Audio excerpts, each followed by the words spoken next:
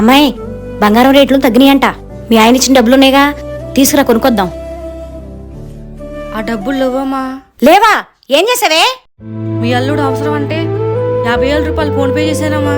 ఎంత పని చేసావే? మనం డబ్బులు లాక్కోవాలే కానీ ఇవ్వకూడదు. ఏం మాట్లాడుతున్నావమ్మా? నీకు మనుషులు ఇంపార్టెంటా, డబ్బులు ఇంపార్టెంటా?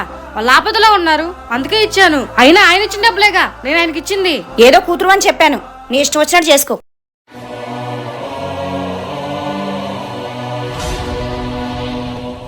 అరే అనిలు,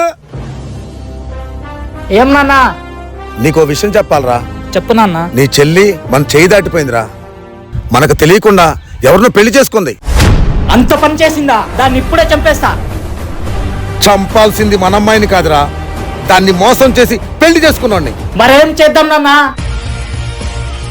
ఆ నా కొడుకెవడో కనిపెట్టి చంపేద్దాం.